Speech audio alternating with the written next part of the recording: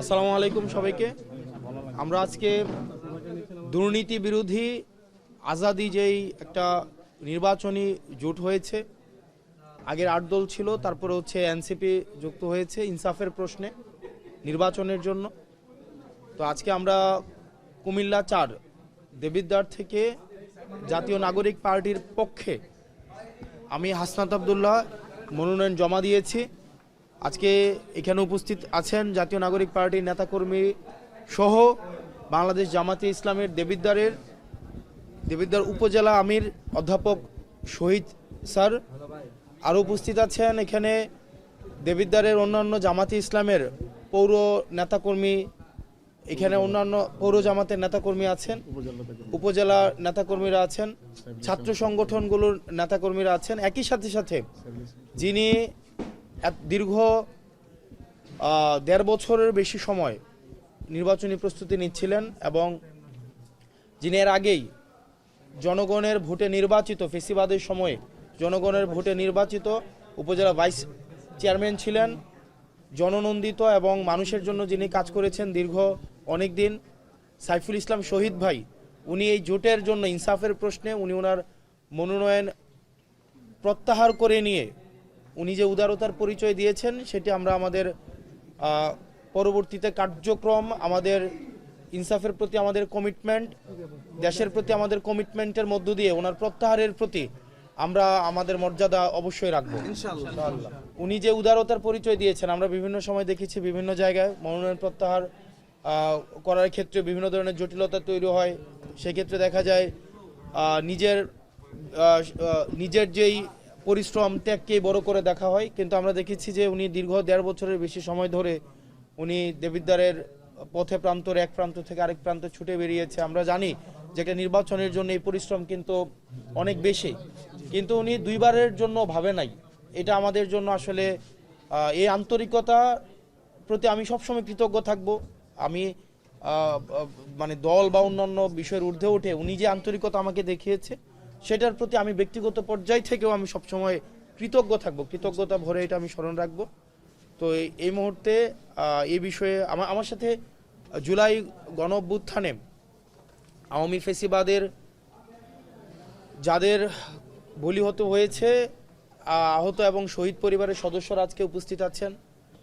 তারাও ওই মনোনয়ন দাখিলের ক্ষেত্রে তারাও আমাদের সাথে ছিলেন। আসলে তাদের যেই অপূরণীয় যেই আকাঙ্ক্ষা এবং তাদের যে ক্ষতি এবং জাতীয় যেই প্রত্যাশা এবং আকাঙ্ক্ষা পূরণ হয়েছে, আমরা আমাদের এই জোট সেটি পূরণে আমরা সবসময় কাজ করে যাব।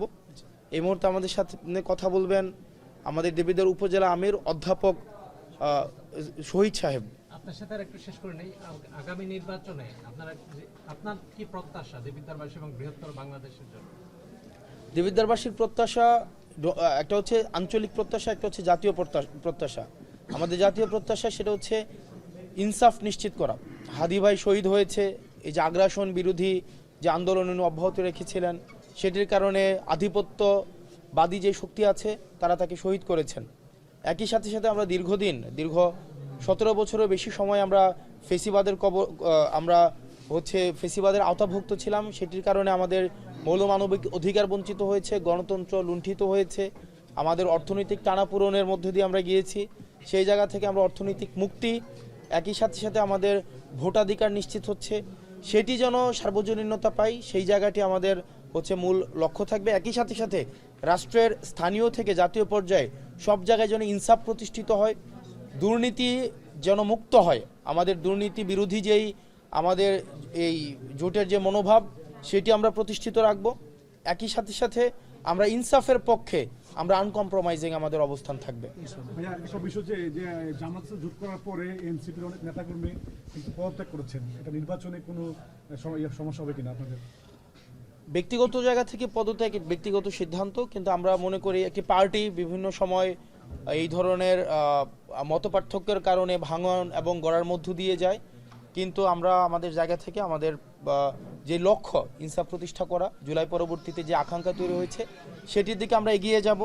সেটিতে আবার যখন কারো মনে হবে যে আমরা আবার যুক্ত হবে, তারা যুক্ত হবে। তো সেই জায়গাটিকে আমি ব্যক্তিগত যে সিদ্ধান্ত সেটিকে সম্মান জানাই, একই সাথে সাথে আমি মনে করি সেটি যে নেতিবাচক প্রভাবের জায়গাটি আমরা আমাদের ইতিবাচক কার্যক্রমের মধ্য দিয়ে আমরা এড়িয়ে যেতে সক্ষম হব। গতকালকে এই আসনের প্রার্থী বিএনপির তিনি আপনাকে চিনেন না বললেন। এই আমি বিষয়ে একটু যুক্ত করি যে উনি বারবার নির্বাচিত একটা প্রার্থী, হেভিওয়েট প্রার্থী বিএনপি, আপনি নবাগত প্রার্থী হিসাবে তাকে কিভাবে মোকাবেলা করবেন? উনি ব্যক্তিগতভাবে যে মন্তব্য করেছেন সেটি ওনার ব্যক্তিগত মন্তব্য। তবে দেবিদ্বারে যারা ইতিমধ্যেই প্রতিনিধিত্ব করেছে প্রত্যেকেই তার জায়গা থেকে চেষ্টা করেছেন। আমি ওনার প্রতি সবসময় আমার সম্মান ছিল, সম্মান আছে এবং সম্মান থাকবে। আমি বলেছি এই নির্বাচনে যারা হারবে তারা হবে পরামর্শক, আর যিনি জিতবে তিনি হবেন অভিভাবক। যেই জিতুক, জনগণের যে রায় দিবে সেই রায়টাকে আমরা সম্মান জানাবো এবং বারংবার নির্বাচিত হয়েছেন, যেহেতু মানুষ পছন্দ করে নিয়েছেন এই কারণে হয়তো নির্বাচিত হয়েছেন। তবে আমরাও আমাদের কাজের মধ্য দিয়ে মানুষের আস্থা অর্জন করতে চাই, যাতে করে মানুষ আমাদেরকে বেছে নেয় এবং যারা নির্বাচিত হবেন আমরা তাদেরকে বেছে নেব, তাদেরকে আমরা পরবর্তী দেবিদ্বারের উন্নয়ন এবং অগ্রযাত্রায় তাদেরকে আমরা পরামর্শ নিয়ে গিয়ে যাব এবং আমাদের এই জোট যদি জয়লাভ করে তাহলে আমরাও তাদেরকে পরামর্শকের ভূমিকায় রাখবো। এখানে আসলে কারোই জয় না, মানে এই নির্বাচনে কেউ জিতবে না, জিতবে গণতন্ত্র, জিতবে মানুষের ভোট, জিতবে মানুষের যে ভোটদানের দীর্ঘদিনের আকুতি, সেটাই জিতবে। তো আসলে ব্যক্তিগত জয় এই নির্বাচনে এটা মুখ্য জায়গা না, আমাদের সামগ্রিকভাবে যে গণতন্ত্রের জয় হবে এটাই হচ্ছে আমাদের মূল জায়গাটা। আর উনি আমাকে ব্যক্তিগতভাবে চিনেন কি চিনে না সেটা আসলে এটা খুব প্রাসঙ্গিক বিষয় না। উনি এই এলাকার একজন সম্মানিত মানুষ, দীর্ঘদিনে উনি এই এলাকার ভূমিপুত্র, উনি দীর্ঘদিন এই এলাকাতে মানুষের সাথে ওনার হৃদ্যতাপূর্ণ সম্পর্ক আছে এবং আমরা ওনার এই যে এই কাজ, এই দেবিদ্বারের মানুষের প্রতি ওনার যে আন্তরিকতা সেটিকে আমরা সবসময় অতীতে যেভাবে কৃতজ্ঞতা ভরে আমরা স্মরণ করেছি আমরা সবসময় সেভাবে কৃতজ্ঞতা ভরেই স্মরণ রাখবো এবং দেবিদ্বারের জন্য আমি প্রায় কথা বলি যে একটা ইট লাগাইছে তার প্রতি আমরা কৃতজ্ঞ থাকবো।